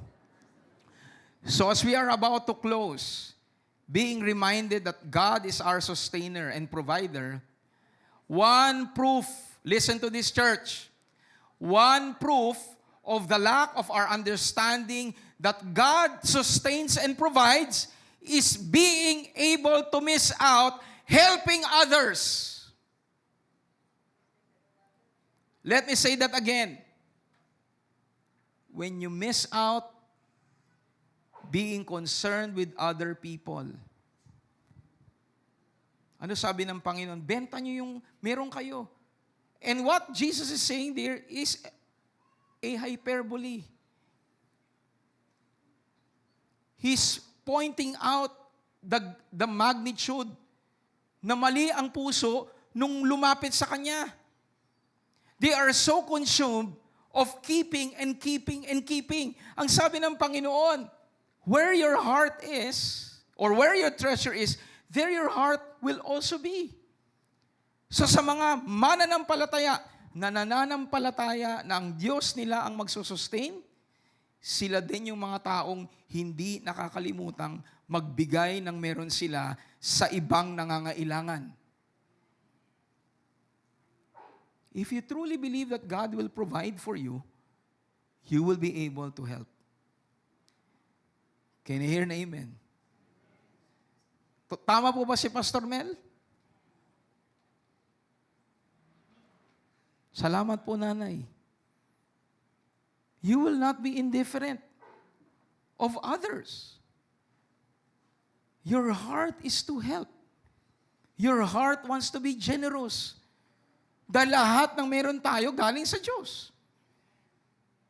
Sino po dito ang nananampalataya na ang Panginoon ang magpapala at patuloy na magsusustain sa buhay mo? Isang practical na larawan na nananalig ka dyan. You help. Talento, adikain, yaman, at oras. Tayo nananampalataya, si Lord magdadagdag ng buhay natin. Hindi tayo mag-aatubiling maglaan ng oras para maglingkod. Do you agree? Bakit po tahimik na kayo? One of the things that God has trained us is to always look at the Word in its right context and motivation. Lagi natin kino-confess yung Matthew 6:33. Pero hindi natin naiintindihan kung anong konteksto niya. Right now, God is telling you and me, if we believe that God will sustain your needs, as the Lord sustains you, may puso kang laging nais tumulong. Laing nais maging biyaya at pagpapala sa pamilya ng Panginoon. That is developing right understanding. And everyone says, Amen. I'll close with this. So when Jesus said, where your treasure is, or where your treasure is, there your heart will also be. Sabi ng Panginoon, stir up treasures where? Where? San po? Sa langit. So Jesus reflected the heart of the Father, that He is so good that He gave you and me the opportunity to store eternal treasures. How? Through temporal treasures that He provides. Pwede mong i-turn yung tinatanggap mong pisikal na pagpapala sa mga espiritual na kayamanan. Sino po ang excited doon? I don't know about you, but it excites me that something that is temporal. Pwede palang magamit ng Diyos para magkaroon ako ng kayamanan sa langit. Tanong mo yung katabi mo, sa tingin mo, sa biyaya ng Panginoon, kamusta kaya ang ipon mo sa langit? Nangingiti lang tayo, no? Nangingiti lang tayo. I pray when we come to heaven, sa grace ni Lord, marami tayong kayamanan doon. And how does it start? By using what God has provided for you for His glory and honor. Talento, adikain, yaman at oras, gamitin para sa Panginoon at sa kaharian niya. At napakabuti ng Diyos, may pagkakataon pa tayo. Di pa siya bumabalik. Di ka pa rin kinukuha ni Lord. Di pa rin niya ako kinukuha. Salamat, may pagkakataon pa ako para mag-ipon. And everyone says, Amen. Can we give the Lord a clap offering of praise? Sige po, malakas sa palakpak para sa Panginoon. I'm not talking about salvation. I'm not talking about salvation. It's talking about your reward. Salvation is not by good works. Salvation is by faith. And some of us might be thinking, pa-follow up lang na. Some of us might be saying, Pastor, at least save. Diba? Okay na yun. At least nasa langit. Tandaan po natin, mga kapatid, tayo mabubuhay doon forever. Okay ka lang doon? Ano ka lang? Wala kang na-enjoy? Wala kang reward? Okay lang po kayo doon? Sino po ang okay doon? Anyone is okay with that? That you are in heaven, pero you don't have any reward. You look at people around you. You look at your brothers and sisters. They're enjoying their reward, and they will enjoy it not for 1 month, not for 1 year, but they will enjoy it for eternity. Let's break that wrong mentality that it's okay, at least I'm saved. And I tell you, I would even dare question a heart na may ganyang puso. You have been given by God the opportunity to serve on earth. You've been given by God the talent, the time, the energy. Sabi nga ng Panginoon, di ba? I can go on and on with this. Sabi ng Panginoon sa bansang Israel, kung yung mensaheng ibinigay sa inyo, dumating sa Sodom and Gomorrah, they would have repented. You've been given so much opportunity. So if you're a Christian this morning, God has provided you with so much at ang pangako niya is sustain ka niya. Choose Him today. And while you are alive, give your time, talento, adikain, yaman at oras para sa Panginoon. Because I would want, by the grace of God, to see everyone here in heaven enjoying your reward. I wouldn't want to see you there in the corner not enjoying anything. The grace of God. Pastor, ano ngayon ang sukatan? Let the Lord determine. Ikaw, sa dealing ng Panginoon sa'yo, ikaw mismo nakakaalam if you are doing what God has called you to do. Do not justify. The Lord is convicting you. Do it. God is telling you, serve Him. Serve Him. Can I hear an amen? And everyone says, Amen. Can we give the Lord a clap offering of praise? I wouldn't want to go to that extent, no? Kasi po, baka tayo mapunta na po sa maling turo. Yung mga iba sinasabi, pag gumawa ka ng ganito, may bubong ka na sa langit. Pag gumawa ka ng gito, at least mayroon ka ng pader. You cannot see that in the Bible. Ako, ang prayer ko, at alam ko nasa Bible, the Lord Jesus Christ will be the one to surprise me. Alam ko may reward ako. Alam ko may ibibigay siya. Alam ko na lahat ng inaasahan ko, hinihigitan ni Lord. So let the Lord surprise me. We don't want to border in that state na mas malaki yung account niya sa bangko kaysa sa'yo. Diba? Dahil mas marami siyang ginawa kaysa sa'yo. At the end of the day, the heart. Can I hear an amen? So right now, let us all summarize this. Those in Christ Jesus can always expect from our eternally self-sufficient God the best. You've covered that He begins things, He ends things, and He sustains things. And lastly, next week, we will know that He transcends things. And everyone says, Amen. Before we pray, thank you, Lord, for reminding me. Napakaganda po ng illustration na to. May I request po na pakitanggal po ito, and I would just show an illustration. And I pray that this will sum up everything of what God shared this morning.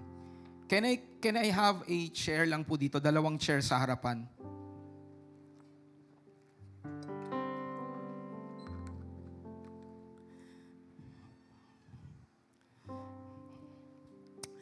And at this point, may I call Carissa? Carissa?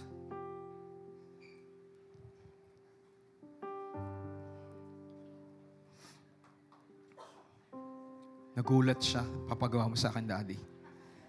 Dito ka, doon ka. Doon ka sa baba. Yan. So, yan ka lang. Kita ba siya ng frame? Ayan. Dito ka, Carissa. Sakita ka ng frame. Ayan. Okay. Ayan. Kilala niyo po kung sino siya? Sino po siya? Si Carissa. Ano ko po siya? Anak ko. Tanong ko po, nasan si Carissa po? Sa harapan, malapit po ba siya sa akin? Medyo. So my distance to her has not changed the truth and the fact that she remains to be my daughter. Tama po? Carissa, punta ka dito sa stage. Punta ka dyan. Diyan ka muna. So, let me ask you the same question. Nasaan si Carissa kumpara kanina? Mas malapit siya. Pero may distance pa rin. Tanong ko, yung bang distance namin nag-determine kung anak ko siya o hindi? Or kahit medyo malayo siya, anak ko pa rin siya? Anak ko pa rin. Carissa, upo ka rito. Ayan. Parang layo po. Ayan. So, tanong ko po, nasan si Carissa? Nasa tabi ko.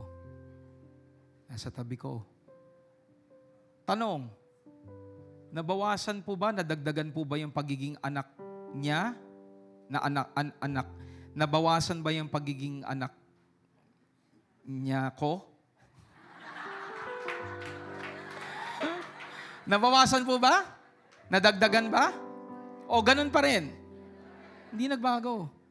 Pero may nagbago po sa physical. Ano po naging pagbabago? Mas malapit siya. Mas malapit siya. Hindi nagbago po yung relasyon po namin. Anak ko pa rin siya kahit malayo siya. And some of you think that you are far from God, that the things that you are engaging right now in your life has hindered you and has removed your position before God. Hindi po. If you're a true Christian, you're secured. But you need to come to God. You don't need to be far away. Si Carissa needed to decide to come to God. Kailangan niyang piliin na lumapit sa tatay niya. At kung si Carissa meron pong ginagawa na hindi nararapat, sasabihin ba niya sa tatay niya, Daddy, tignan mo nga ginagawa ko, hindi maganda oh. She wouldn't want to come to the Father, to me, bearing and holding on to sin and something that violates the heart of the Father. Kasi alam niya masasaktan si Daddy. The same thing with every Christian in this place. God wants you to feel His presence. Kanina while we were worship, actually hindi po sa worship, kaninang umaga po doon sa huddle, I just saw the Lord telling me, son, just sit beside me. God sought Peter. Nung si Pedro nagkamali, pinagkanulo niya ang Panginoon, is specific when He rose again from the dead. Basahin niyo na lang po sa Gospels. Sabi ng Panginoon through the angel, tell my brothers and Peter. Because He knew Peter wanted to be reaffirmed. Kasi siya yung nagkanulo. Siya yung tumalikod sa Panginoon. Siya yung nagsabing hindi niya tatalikuran ng Panginoon, pero tinalikuran niya. Kaya ang sabi ng Panginoon sa kanya, sabihin niyo sa kanya, hinahanap ko siya. And when the Lord spoke to Peter in the book of John, hindi niya minention yung kanyang mga pagkakamali. Hindi niya sinabing, di ba tama ako? Ano sabi ng Panginoon? I'm giving you an assignment. Feed my flock. Eye to eye. Tinanong siya ng Panginoon, do you love me? At ang sabi ni Pedro, alam niyo, Panginoon, mahal ko kayo. Pero despite na mahal niya ang Panginoon, what did Peter do? He denounced Christ. Today, you might be in this position that you have been doing things, may mga ginagawa ka sa buhay mo na hindi nakakalugod sa Diyos. And you're thinking to yourself, you're hurting God. And I tell you, you're not wrong. You're definitely hurting God. But that shouldn't stop you from coming to God. Ano man ang meron ka, kagaya ng illustration ngayon, definitely, mas masasabi ni Carissa, Daddy, pabili ng Jollibee. Kasi mas malapit siya. You will be able to draw and experience the presence of God because you are near God. Can we give the Lord a clap offering of praise? Thank you, Caris. So today, may I request everyone to please stand up and we will all come to the Father. Before the world began, you were on His mind. As we give attribute or honor to our earthly fathers, una nating ideklara na ang Panginoong Diyos, ang ating Ama, ay handa tayo na i-welcome. Ano man ang iyong sitwasyon sa araw na to, come to the Father, come to Him before the world began.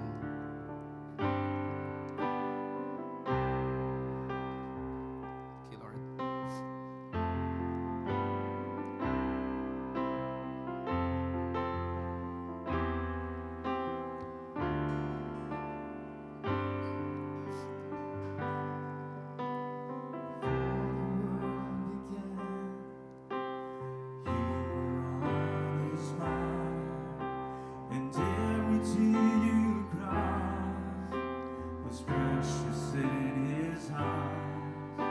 Because of His great love, He gave His only Son, and everything was done so you would come.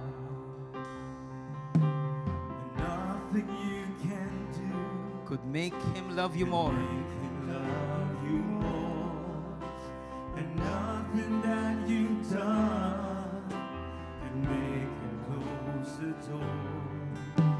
Because of His great love, He gave His only Son, and everything was done so you would come. Everyone, for those who know the song, come To the Father, though your gift is small, though your gift is small, broken hearts, broken lives, broken hearts, broken lives, He will take them all. The power of the Word, the power of His blood, and everything was done so you would come. let's sing from the top, before the world.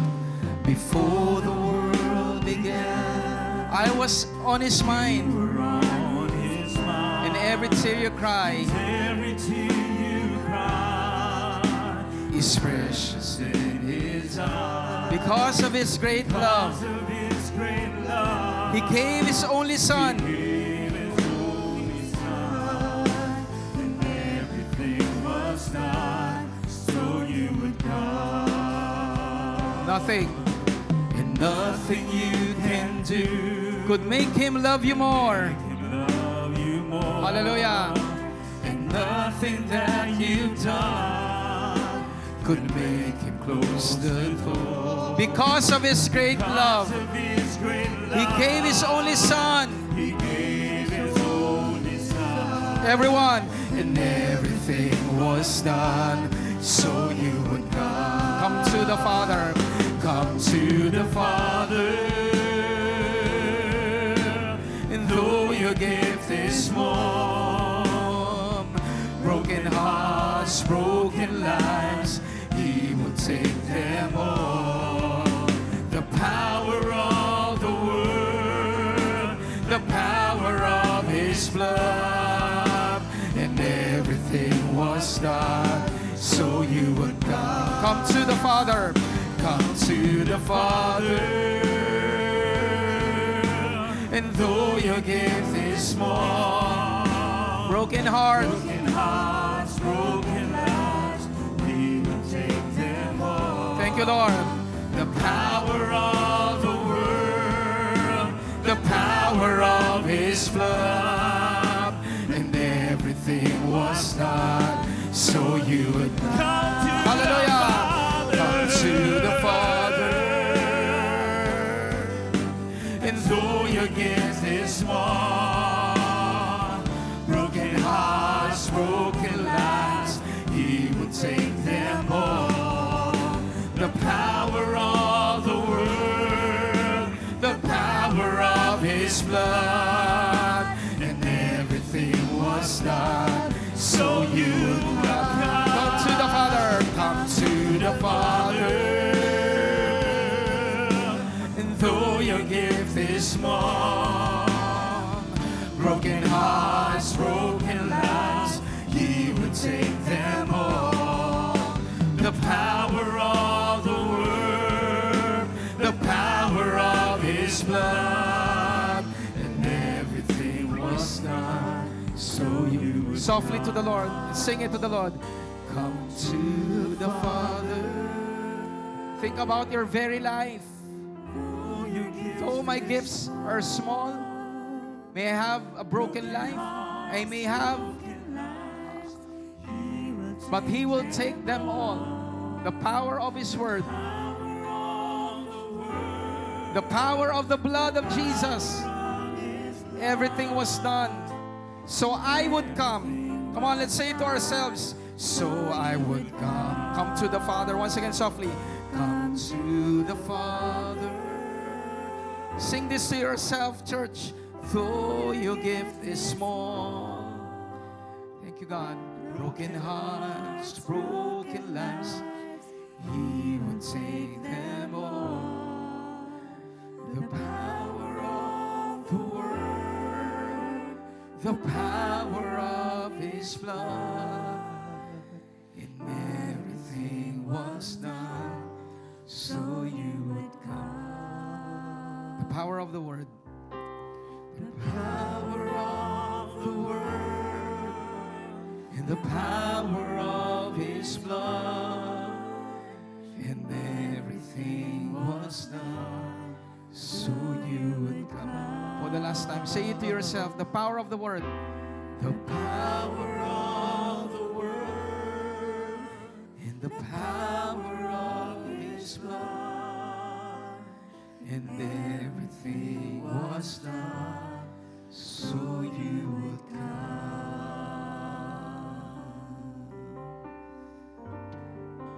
Father, we thank you and we bless your name, God. Wala po kaming maitatago, malilihim sa iyo. Lahat ng aming pag-aalala, lahat ng aming kabagabagan, lahat ng takot, alam ninyo.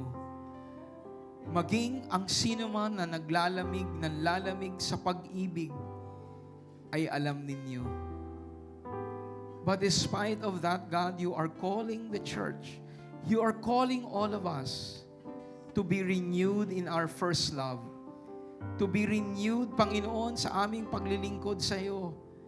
Hindi bilang obligasyon, kung hindi bilang isang pagsamba, bilang pagpili, bilang pagdedesisyon na ikaw, dahil sa pag-ibig mo sa amin, ay pinipili naming ibigin pabalik.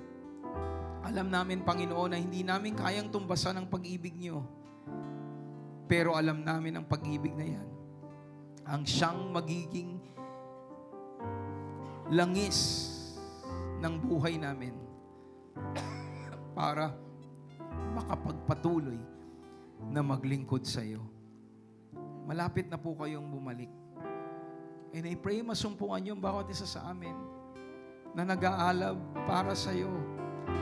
Hindi kontento sa bagay ng paligid at ng mundo, kung hindi sa iyo lamang, Panginoon, na siyang nagsosustain ng buhay namin.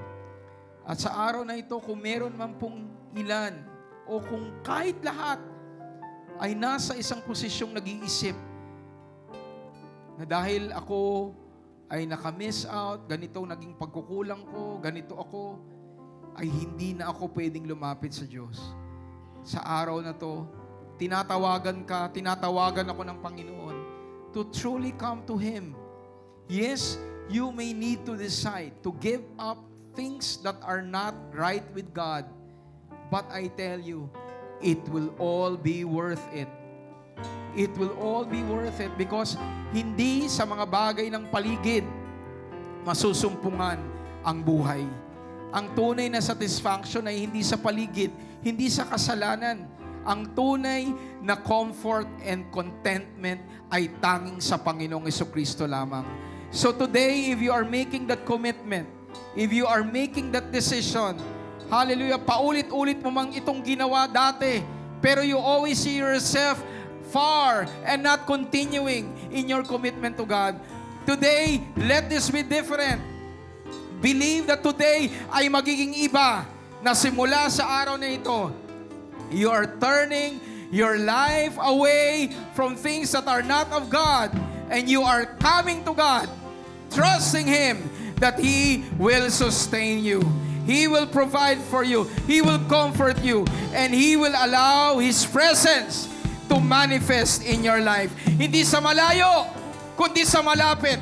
Rinig ang tinig ng Panginoon. Rinig ang kanyang mga instruction at dama ang kanyang kalooban at ang kanyang puso. Right now, if you are that person who is willing to come to God and run to Him, hallelujah. We're not doing an altar call, pero nasan ka man ngayon, I want you to raise up your hand.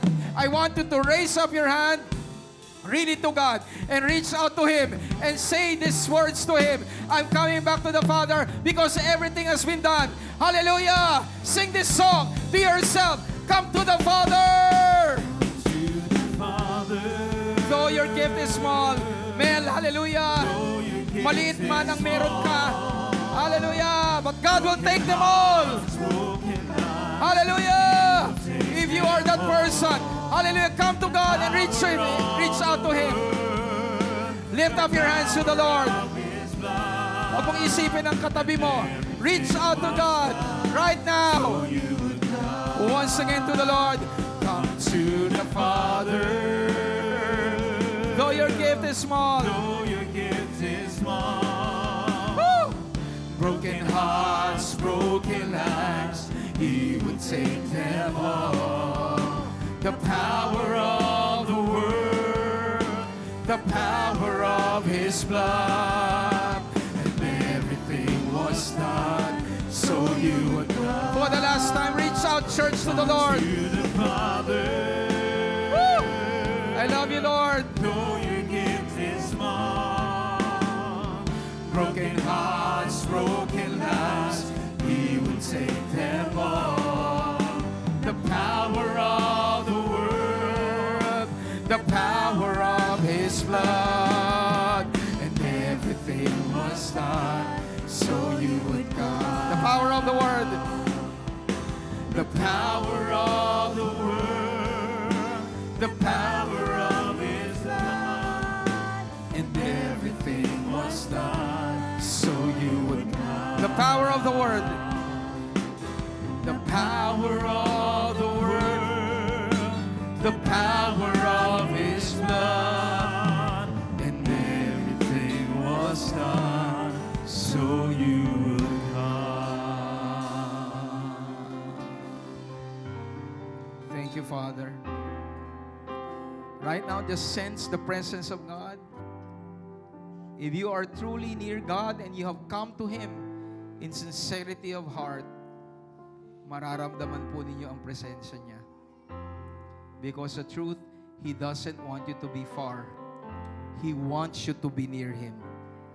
So today, if you have truly surrendered, if you have truly given up your life to God today, you will sense His presence.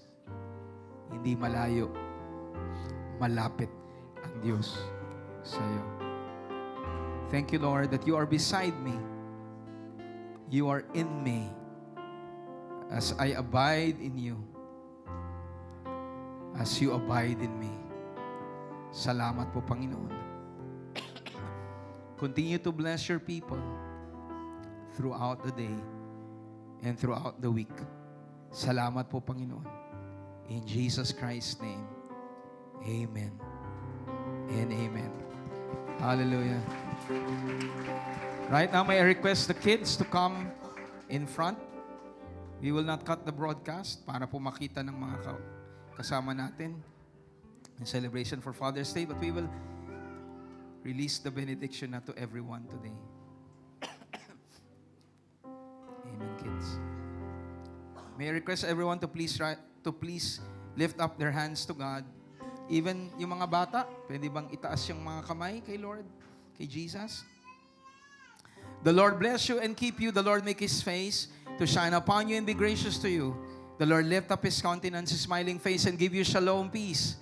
I declare the grace of the Lord Jesus Christ, the agape, the unconditional love of our Abba Father, the fellowship, the communion of the Holy Spirit, to be upon you, upon your family, biological and spiritual family, as we all together proclaim, the gospel of our Lord Jesus Christ to people around us, to cities in Metro Manila and the Philippines, and even to nations, proclaiming that Jesus Christ, our Lord and Savior, is coming back very soon. In the name of the Father, and of the Son, and of the Holy Spirit, in Jesus Christ's name. And everyone says, Amen and amen. Can we give the Lord a clap of praise? God bless you, kids. God bless you. Hallelujah. Pakisabi sa ating mga katabi, we are part of God's family kingdom, for we are highly favored, greatly blessed, deeply loved, all because of our King in us, the Lord Jesus Christ. And everyone says, Amen and amen.